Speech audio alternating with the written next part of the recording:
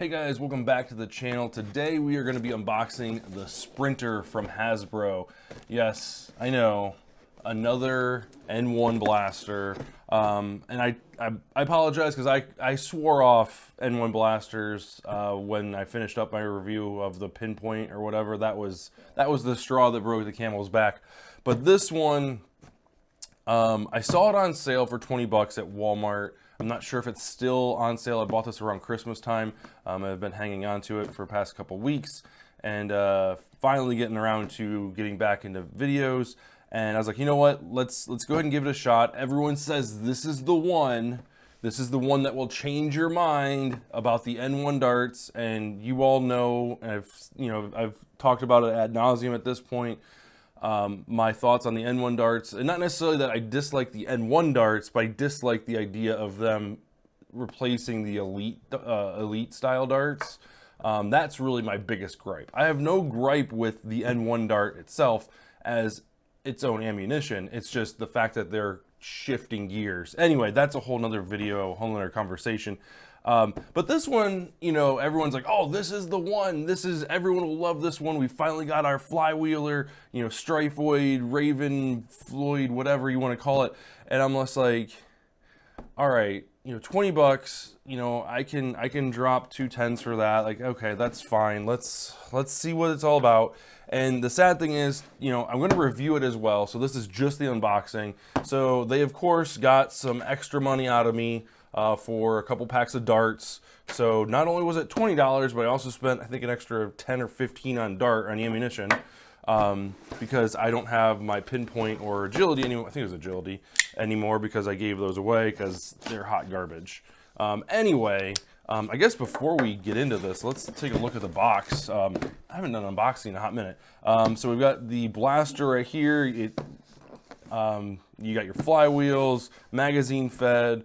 Of course, this doesn't take any type of elite style darts. These are the new N1 darts. So if you have a bunch of elite darts, you're going to have to buy into this ecosystem right here.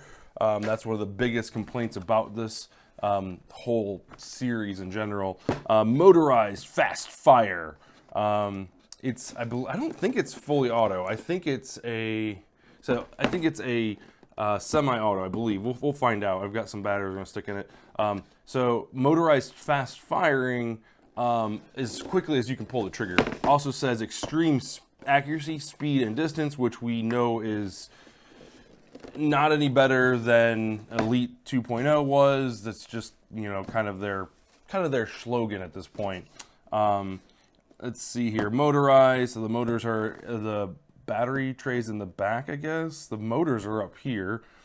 16 dart clip, also known as, or better known as, a magazine. Looks like you've got a red trigger, a actual fire trigger. It gives you 16 darts, so just enough darts to fill this thing up once. This probably, you know, one of my biggest complaints.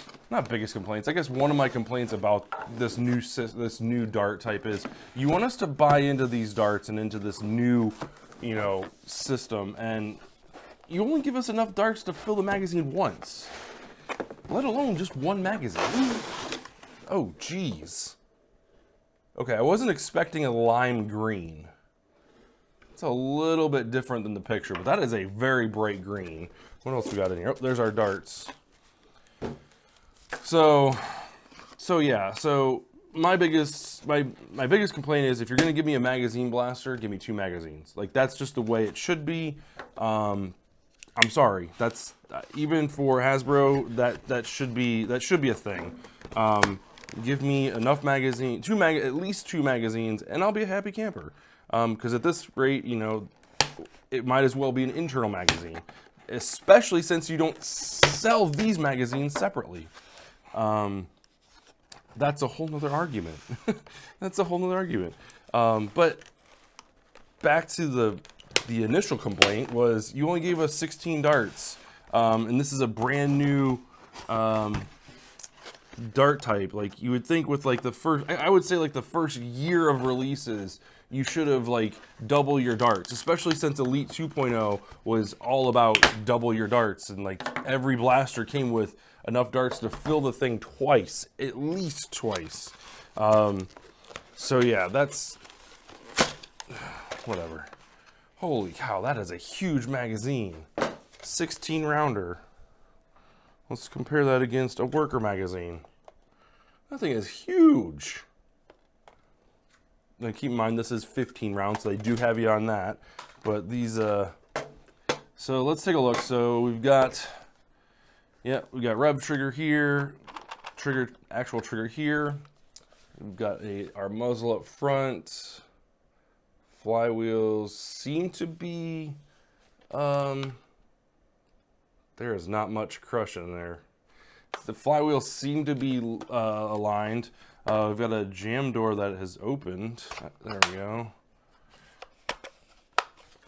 I don't know how much you're going to be able to get in there. Anyway, we've got our battery door there.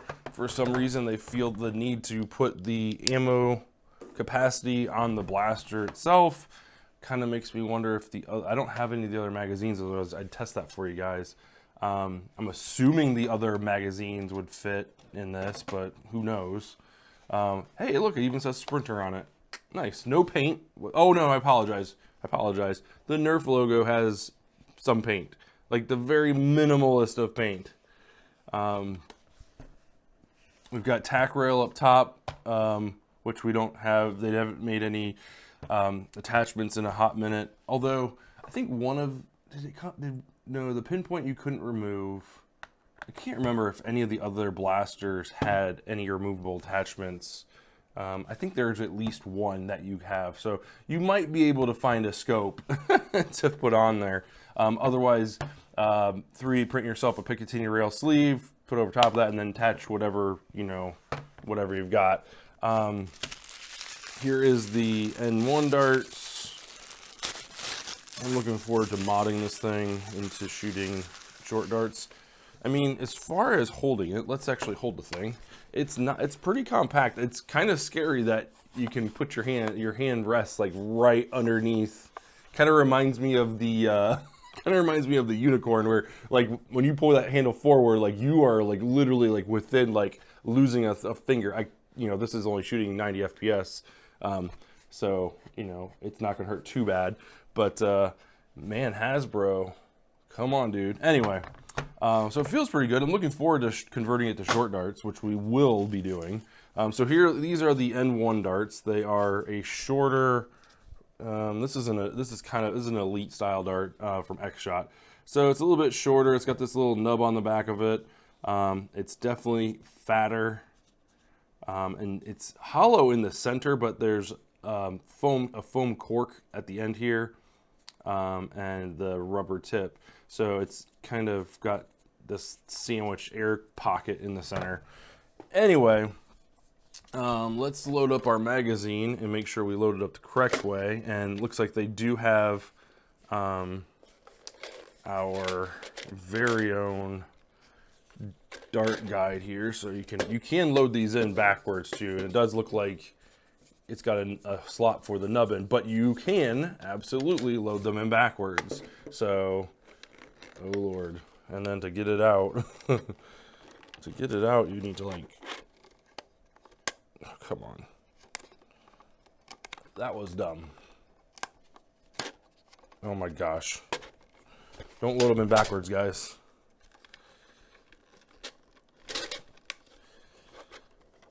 Come on.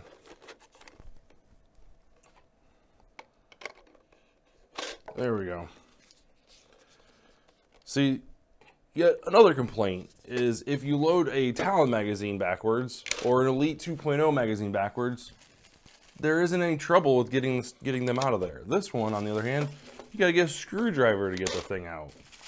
And that's basically because they've got these feed lips like hidden inside the magazine. So, whereas before, it wouldn't have been that hard to kind of push them out. But with this one, the dart sits underneath. This also creates an issue when you're trying to do like a mag swap when you don't have a fully empty mag. When you pull the magazine out and you have 1 or 2 darts in there, you're going to lose 1 or 2 extra darts off the top, because when you stick this in, it releases these feeding lips and puts the first dart kind of in the chamber. Not, I don't want to call it chamber, but in in kind of the breech. You've got your mag release here, paddle mag here, and insert there. It's a stiff. That's in there. So you can see our first round, and actually the second round has been released. So let's put some batteries in here. So we are taking 6 AA batteries, and I'm not going to skimp. Not using used batteries. These are brand new batteries from Menards. Great place to pick up batteries. These are Rayovac Fusion Plus. Not sure what that means, but they were the same price as Duracells. There we go. Got our instructions as well. Don't forget those. Instructions there. And front. Tell you what, one thing I do like about Nerf is or Hasbro is I like the way their instructions are laid out. It's pretty sweet. Not too terribly hard to follow, but it's nice. The magazine gives it a weird kind of profile. It really sticks out, but let's oh, we got the jam door. So there's a lock. Okay, so there's a lock for the jam door. So let's take a look here.